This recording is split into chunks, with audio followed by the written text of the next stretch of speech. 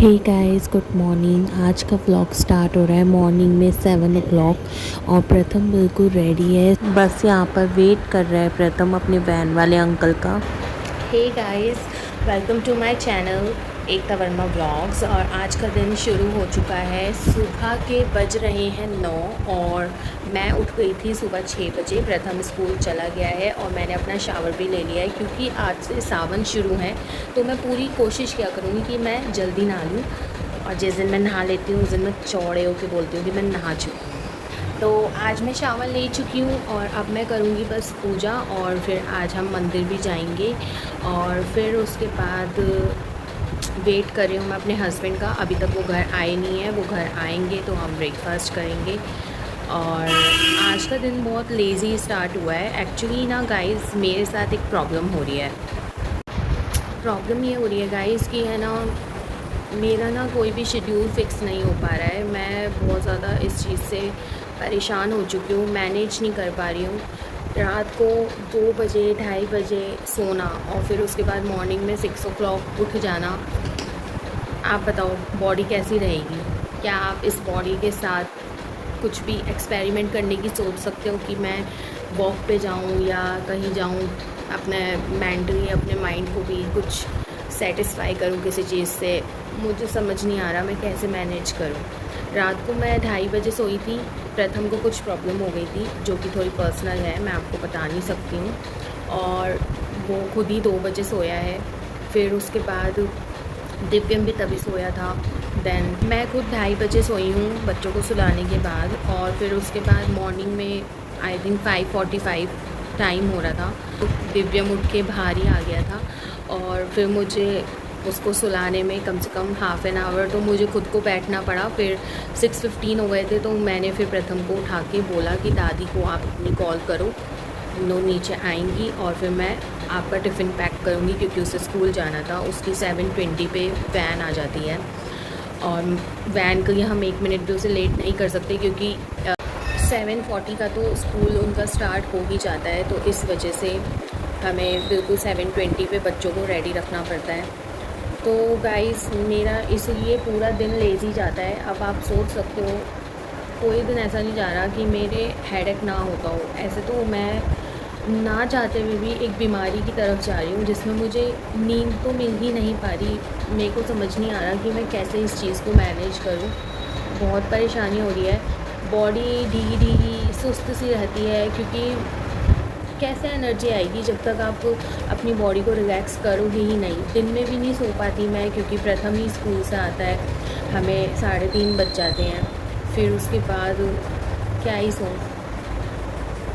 आपको पता है हमारी बॉडी में ऐसे हार्मोन्स होते हैं जिनकी वजह से हमें एंग्जाइटी होती है और स्ट्रेस होता है जिससे हमें नींद नहीं आ रही। तो ये सब प्रॉब्लम्स हमें होने लगती हैं और यही एक कारण होता है कि हमारा वेट गेन भी होता है क्योंकि हम प्रॉपर नींद नहीं ले पा रहे हैं। मैं अपने थायराइड के टेस्ट और लिक्विड प्रोफाइल टेस्ट सब कुछ करा चुकी हूँ, नॉर्मल आया है। बट मुझे ऐसा लग रहा है, महसूस हो रहा है कि ये ज़्यादा दिन तक नॉर्मल नहीं रहेंगे क्योंकि जिस तरीके से मेरी नींद पूरी हो ही नहीं पा रही है। मैं मात्र पूरे दिन में मुश्किल से 3 या 4 घंटे सोती हूँ।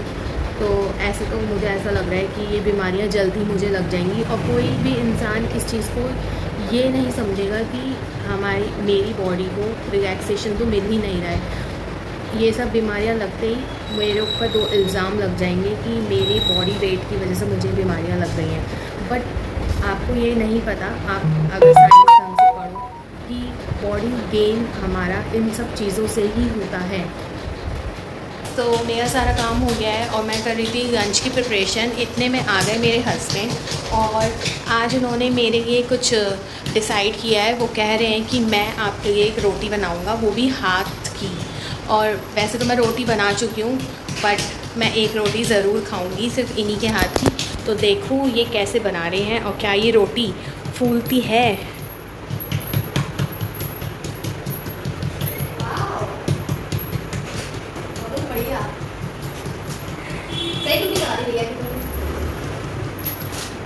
रितु कह रही है अंदर ही अंदर इस बहाने भैया का मुंह बंद रहेगा। रितु की नजर लगी इस पे। रितु तुम्हारी नज़र लग गई, रोटी ख़राब हो गई एक बार। नहीं, अच्छी है। मैं रोटी खराब हो गई, कह रहे नजर लग गई ऋतु की। तो गाइस यहाँ पर जल्दी जल्दी हाथ को चलाया जा रहा है रोटी को गोल करने के लिए, और अब बेलन से कोशिश की जा रही है क्योंकि एक बार रोटी ख़राब हो चुकी है। तो अब कोशिश कर रहे हैं कि इस बार रोटी ज़रूर फूल जाए। देखो गाइस, ऐसे फीलिंग नहीं आ रही जैसे गांव में वो बुड्ढी बुड्ढी अम्मा होती हैं, वो चूल्हे पे बैठी हुई रोटियां बनाती हैं ऐसे हाथ से थेक थेक के। आप पुरानी पूरी फील आ रही है आपको, बुड्ढी आंटी वाली, दांत नहीं। अब ये रोटी तवे पे जाने वाली है और देखते हैं ये रोटी फूलेगी या नहीं। गाइस आपको क्या लगता है, क्या ये रोटी फूलेगी? लेकिन अगर नहीं भी फूली तो भी मैं इसे खाऊंगी ज़रूर क्योंकि ये मेरे हस्बैंड ने बनाई है। और ये देखो गाइस, ये प्रॉपर इन्होंने चूल्हे की रोटी बनाई है। कच्ची रोटी खिलाओगे आप मुझे? मैं तो कच्ची भी खा लूँगी, लेकिन डिपेंड करता है ना रोटी बनाई किसने है। गाइस आपको पता है जब मेरी शादी हुई थी ना, मैं ऐसी ही रोटियां बनाती थी। ये तो विदाउट पलोथन के है, मतलब आटा बिना लगाए हुए। मैं आटा लगा के ऐसी रोटियां बनाती थी। और मेरे हस्बैंड ना ऑफिस भी लेकर जाते थे वही रोटियां, और उन्होंने आज तक कभी मुझसे कुछ नहीं कहा, वो ऐसे ही खा जाते थे। और गाइस हस्बैंड के हाथ की रोटी खा के मज़ा आ गया। मैं तो सो गई थी आज, कम से कम आई थिंक 1.5 घंटा मैं सोई हूँ। मेरी आँख ही नहीं खुल रही थी। आँख खुली है मेरी 5 बजे। और हस्बैंड ने भी मेरे उठाया ही नहीं आज, क्योंकि उनको पता था कि मैं रात को सो ही नहीं पाई हूँ। तो मज़ा आ गया रोटी खा के। मतलब बहुत ही टेस्टी बनी थी गाइस, बहुत ही ज़्यादा, मतलब शब्द ही नहीं है। उन्होंने अपने हाथ से मेरे लिए रोटी बनाई, मेरे लिए बहुत बड़ी बात थी ये ही, और मुझे बहुत अच्छा लगा सीरियसली। तो अब हम करते हैं थोड़ा सा स्टडी टाइम प्रथम के साथ स्पेंड। और आज मैं गई थी प्रथम के लिए ट्यूशन की बात करने, तो मैं सोच रही हूँ कि प्रथम की मैं ट्यूशन ज्वाइन करवा दूँ, कल से होगी जो। और थोड़ा सा क्या है, आजकल मैं प्रथम को इतना टाइम नहीं दे पा रही हूँ जो मैं पहले उसे दे पाती थी। तो मैंने सोचा कि मैं ट्यूशन लगा दूँगी तो उससे कुछ तो बेनिफिट मिलेगा। देखो चाहे ट्यूशन भी लग जाए, पढ़ाना तो पड़ेगा ही, ऐसा तो हो ही नहीं सकता कि आप पढ़ाओगे नहीं ट्यूशन लगाने के बाद। बट फिर भी काफ़ी उससे सपोर्ट मिल जाएगा स्टडीज़ में, क्योंकि ये ही अगर ख़राब हो गया तो फिर आगे चल के बहुत ज़्यादा दिक्कतें आती हैं। तो देखते हैं कल से प्रथम ट्यूशन जाएगा, क्या रिस्पॉन्स रहता है प्रथम का ट्यूशन में। और दूसरा कि हमें भी पता चलेगा कि कितनी नैया डूबी हुई है।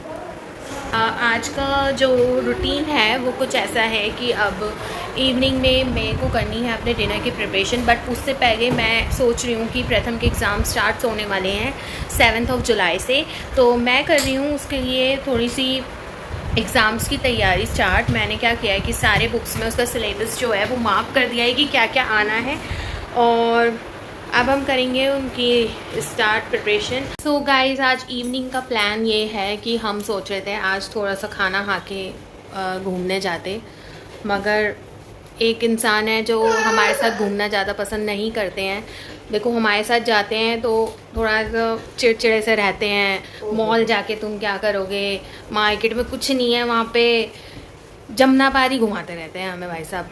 और ये देखो अब यही वो इंसान है जो आज अपने दोस्तों से मिलने जा रहे हैं। और देखो कितनी विदिन, मुश्किल से बता रही हूँ मैं, विदिन 10 मिनट्स नहा भी लिए, कपड़े भी पहन लिए भाई साहब।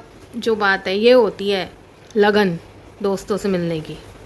थोड़ी देर पहले गाइस ये डायलॉग्स थे कि कहाँ जाऊँगा यार, मैं नहीं जा पाऊँगा, इतनी गर्मी है, मेरे तो घमोरियाँ निकल आती हैं बहुत, ऐसे ऐसे। अब देखो इन्हें घमोरियाँ वमोरियाँ कुछ नहीं होती। घमोरियाँ क्या होती हैं? कुछ नहीं।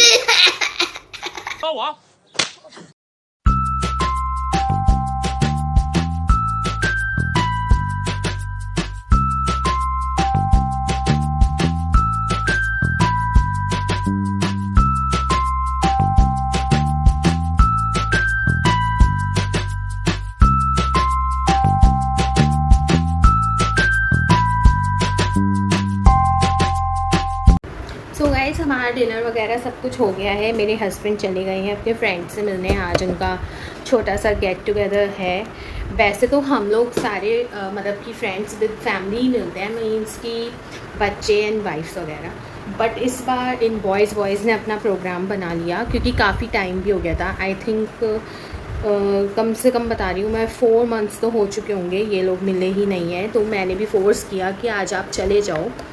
वो तो खैर एक मजाक की बात है, मैं उन्हें छेड़ रही थी क्योंकि उनको भी टाइम मिलता नहीं है इतना कहीं जाने का, और जब मिलता है तो वो हमें अपना पूरा टाइम देते हैं।